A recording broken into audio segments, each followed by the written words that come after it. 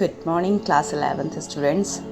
Physics की आज की इस क्लास में आप सभी का स्वागत है।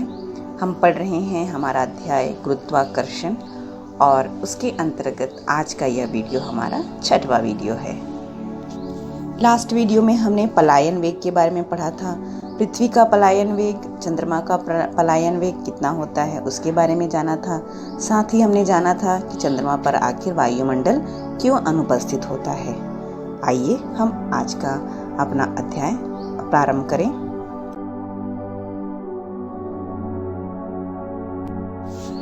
बच्चों, आप सभी सैटेलाइट के बारे में अच्छे से जानते होंगे। आइए हम थोड़ा सा उसको रिवाइज कर लेते हैं। सौर परिवार या सौर मंडल में सूर्य की परिक्रमा करने वाले पिंडों को हम ग्रह कहते हैं और सूर्य के चारों ओर इन ग्रहों की संख्या कितनी है? 8 है ना। 9 पहले था, प्लूटो अब हट चुका है, अब इनकी संख्या 8 रह गई है। आपकी बुक में अगर 9 लिखा है तो ध्यान देंगे। इन ग्रहों के चारों ओर भी कुछ पिंड चक्कर लगा रहे हैं। सभी ग्रहों में कुछ पिंड जो हैं चारों ओर चक्कर लगाते हैं और इन्हें ही हम उपग्रह कहते हैं। ग्रहों के चारों ओर परिक्रमा करने वाले पिंडों को उपग्रह कहा जाता है। जैसे कि सबसे अच्छा उदाहरण पृथ्वी का एक उपग्रह चंद्रमा है, जो 27 दिन और 7 घंटे 43 मिनट में पृथ्वी की एक परिक्रमा पूर्ण कर लेता है। ध्यान रखिएगा ये। उसी प्रकार मंगल के उपग्रहों की संख्या 2 है, जबकि बुध, शुक्र और प्लूटो तो खैर भी नहीं आना चाहिए। बुध, शुक्र में कोई भी उपग्रह नहीं पाया जाता। ये सभी उपग्रह प्रकृति प्रदत्त होते हैं, अर्थात ये आर्टिफिशियल ना होकर के नेचुरल होते हैं, मतलब ये प्राकृतिक रूप से बने हुए होते हैं। उपग्रहों की वास्तविक कक्ष दीर्घवृत्ताकार होती है, परंतु गणना में सरलता के दृष्टिकोण से हम इसको वृत्ताकार ही लेते हैं। वहीं हम इन उपग्रहों के प्रकार के बारे में बात करें तो जैसा कि उनकी बनावट होती है वैसे ही इसके 2 प्रकार होते हैं। एक होता है नेचुरल, मतलब कि प्राकृतिक उपग्रह, और दूसरा आर्टिफिशियल सैटेलाइट्स अर्थात कृत्रिम उपग्रह। मानव निर्मित इन पिंडों को जो पृथ्वी की परिक्रमा करते हैं कृत्रिम उपग्रह कहलाते हैं। इन उपग्रहों को पृथ्वी के चारों ओर पृथ्वी कक्ष में परिक्रमण करने के लिए आवश्यक अभिकेंद्रीय बल पृथ्वी द्वारा आरोपित गुरुत्वाकर्षण बल से ही प्राप्त होता है। उपग्रह पर लगने वाले अभिकेंद्र बल सदैव पृथ्वी के केंद्र की ओर दिष्ट होते हैं। अब विचारनीय बात यह पैदा होती है कि इस अभिकेंद्रीय बल के कारण उपग्रह पृथ्वी के केंद्र की ओर क्यों नहीं गिर जाता, वह एक निश्चित ऊंचाई पर ही परिक्रमा क्यों करता रहता है। तो इसका आंसर यही होगा कि उपग्रह लगातार पृथ्वी के केंद्र की ओर गिरता है, परंतु पृथ्वी की वक्रता के कारण वह उसी ऊंचाई पर बना रह जाता है, जिससे कि वह केंद्र के बिल्कुल समीप नहीं आ पाता।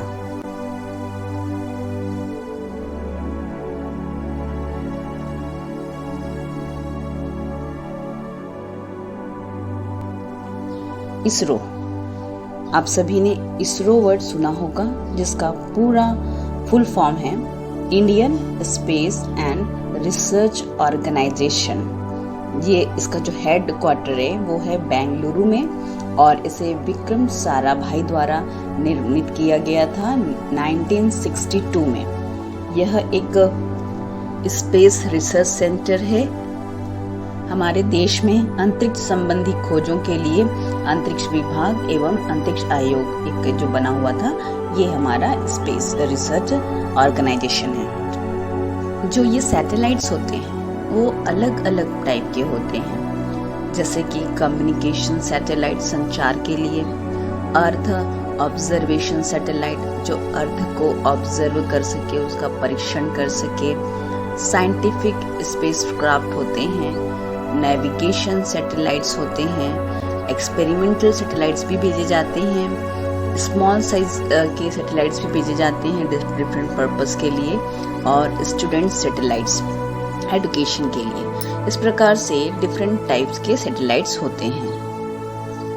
ऐसे ही भारतवर्ष द्वारा अब तक कई कृत्रिम उपग्रहों का प्रक्षेपण किया गया है, जिसमें से कुछ सफल भी हुए और कुछ असफल भी हुए हैं। हमारा पहला जो उपग्रह है, जो सैटेलाइट है, आर्टिफिशियल सैटेलाइट जो भारत के द्वारा बनाया गया, वह है आर्यभट्ट, और जिसकी स्थापना 19 अप्रैल को 1975 में की गई थी और इसे स्थापित करने के लिए रूस की हेल्प ली गई थी। इसका निर्माण जो है भारतीय इंजीनियरों ने ही किया था।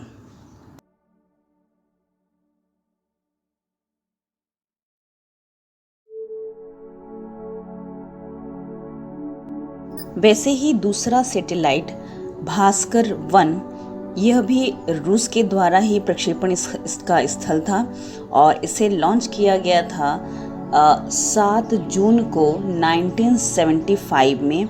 यह 444 किलोग्राम द्रव्यमान के इस उपग्रह का निर्माण इसरो के द्वारा किया गया था। यह first experimental remote sensing satellite था। और वहीं भास्कर 2 का भी लॉन्च किया गया था, लेकिन इसे 1981 में 16 नवंबर में इसको लॉन्च किया गया था इसरो के द्वारा ही। वहीं रोहिणी 1 और रोहिणी 2 श्रीहरिकोटा के द्वारा प्रक्षेपित किया गया था, मतलब स्थल जो था वो श्रीहरिकोटा था। और रोहिणी 1 जो है वो 1980 में 19 जुलाई को लॉन्च किया गया था। इसे भारत में निर्मित उपग्रह प्रक्षेपण वाहन SLV-3 द्वारा छोड़ा गया था। मतलब SLV जो 3 व्हीकल होता है, इसके द्वारा इसे लॉन्च किया गया था। रोहिणी की जो दूसरी सीरीज में था वो रोहिणी 2, और इसे 1981 में 31 मई को लॉन्च किया गया था, परंतु यह कुछ टेक्निकल फॉल्ट के कारण से यह 1981 को ही जलकर नष्ट हो गया। एप्पल, ये उपग्रह का नाम है। इसे फ्रेंच गायना प्रक्षेपण स्थल था इसका, और इसे 1981 में 19 जून को लॉन्च किया गया था। यह प्रयोगात्मक संचार उपग्रह था, एक एक्सपेरिमेंटल उपग्रह था, और इस एप्पल का पूरा नाम ही है राइन पैसेंजर पेलोड एक्सपेरिमेंट, जो कि लॉन्च किया गया था 19 जून 1981 में। It was the first experimental communication satellite.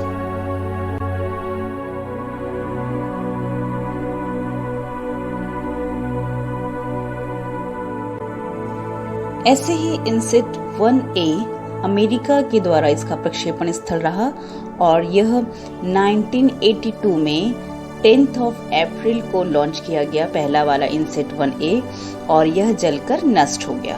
तब नेक्स्ट जो था इनसेट 1B 1983 में 30 जुलाई को लॉन्च किया गया, और टीवी प्रसारण के लिए और मौसम संबंधी जानकारी हेतु इसे भूकक्ष में स्थिर भी किया गया।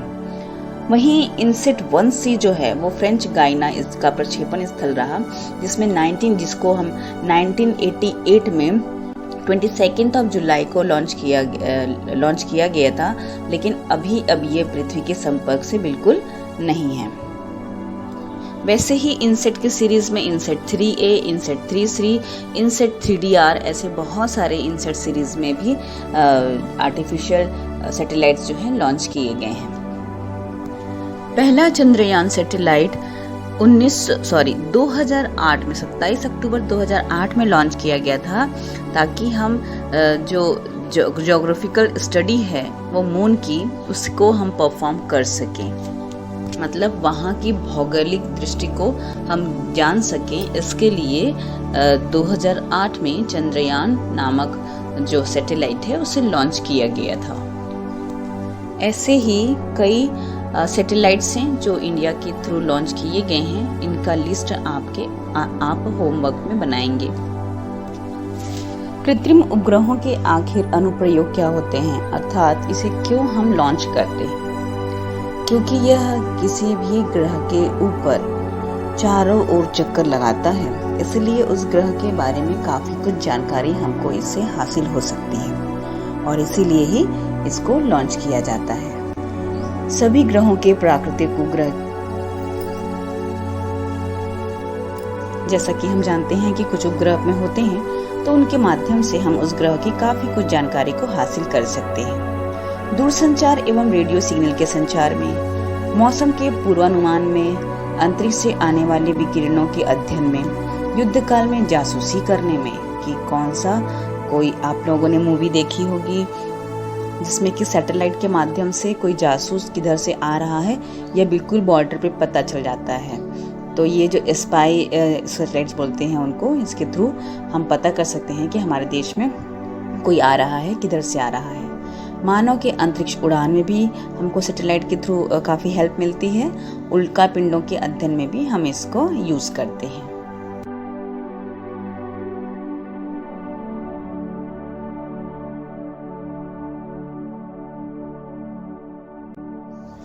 उपग्रह की कक्षीय चाल। किसी उपग्रह को किसी कक्ष में स्थापित करने के लिए एक आवश्यक चाल की आवश्यकता होती है।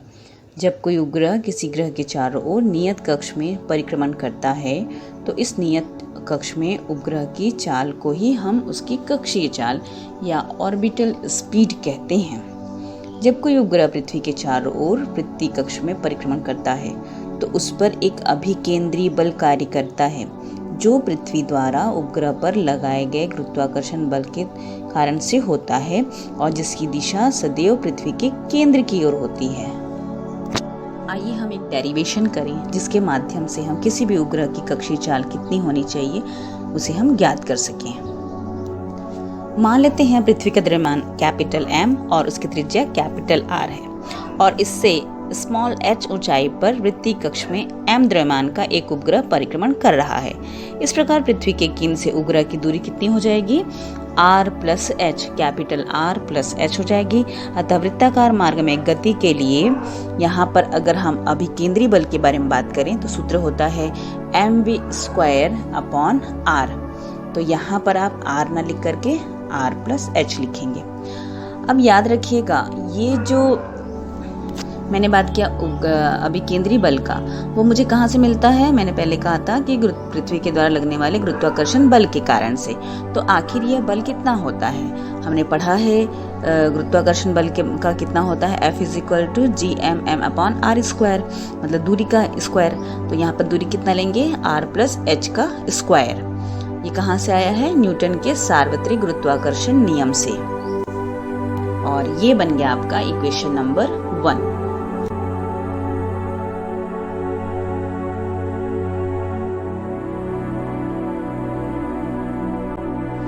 हम जानते हैं कि कोई भी जो कक्षीय चाल कर रहा है तो उसे एक निश्चित अभिकेंद्री बल प्रदान होना आवश्यक होता है और यह अभिकेंद्री बल पृथ्वी के गुरुत्वाकर्षण से मिल रहा है। तो जितना पृथ्वी का गुरुत्वाकर्षण बल रहेगा उतना ही अभिकेंद्री बल डेवलप होगा, मतलब अभिकेंद्रीय बल जो है वो गुरुत्वाकर्षण बल के बराबर होगा। इसीलिए हमने लिखा mv square upon r plus h is equal to Gmm upon r plus h का होल स्क्वायर। समझ में आ रहा है? अब आप क्या करेंगे? सिर्फ कैलकुलेशन करेंगे और कुछ नहीं। दोनों साइड से स्मॉल m कैंसिल हो जाएगा, बचेगा क्या? v square is equal to Gm upon r plus h। Square हट गया, क्यों? क्योंकि r प्लस h दोनों साइड था तो एक एक r प्लस h दोनों में से कैंसिल हो जाएगा बच्चों, है ना। अब हम जानते हैं स्मॉल g और कैपिटल G में रिलेशन क्या होता है? G is equal to Gm upon r square. Means अगर Gm का मान निकालना है तो Gr स्क्वायर होता है। तो हमने Gm की जगह पर, कैपिटल Gm की जगह पर हमने स्मॉल Gr स्क्वायर रख दिया। तो हमारा सूत्र क्या बन गया? v square is equal to Gr square upon r plus h। अब अगर आप इसको और सॉल्व करें तो यहाँ पर v स्क्वायर था तो v स्क्वायर को हम रूट जो है उसको लगा देते हैं तो Gr square upon r plus h हो जाएगा। और अगर सॉल्व करोगी तो r को आप ऐसे बाहर भी निकाल सकते हो और चाहें तो हम इसमें और सॉल्व करते हैं तो r प्लस h, यदि सैटेलाइट का पृथ्वी के बहुत समीप है तो h जो है बहुत छोटा रहेगा, मतलब h जो है उसकी r की कंपैरिजन में उसकी दूरी बहुत ही कम रहेगी। तो इसलिए r प्लस h को हम r लिख देंगे अगर, तो क्या हो जाएगा? v is equal to under root Gr square upon r plus h ना लिख करके हम r ही लिखेंगे। इस केस में आर कैंसिल हो जाएगा, तो आपको v इज इक्वल टू क्या मिलेगा, √GR। ये तब के केस में है जब आपने जो सैटेलाइट लॉन्च किया है वो पृथ्वी के बहुत ही समीप है, तो v is equal to √GR। अगर आप लोगों को याद होगा तो हमने पृथ्वी का पलायन वेग कितना निकाला था, √2GR, और यहाँ पर जो उपग्रह है उसकी कक्षीय चाल कितनी है, √GR। मतलब कि अगर मैं दोनों में रिलेशन देखूं तो रिलेशन क्या होगा कि जो पृथ्वी की जो एस्केप वेलोसिटी होती है, मतलब VE बोलना चाहिए, वो √VO मीन्स ऑर्बिटल स्पीड, मतलब कि कोई भी ग्रह की कक्षीय चाल की √2 गुना होगी उसकी एस्केप वेलोसिटी या पलायन वेग। आज की इस वीडियो में हम इतना ही पढ़ते हैं। इस डेरिवेशन को अच्छे से सॉल्व कीजिए और आप जितने भी भारत के द्वारा उपग्रह लॉन्च किए गए हैं उसे आप अपनी कॉपी में लिखेंगे आज की डेट डाल करके होमवर्क में। धन्यवाद।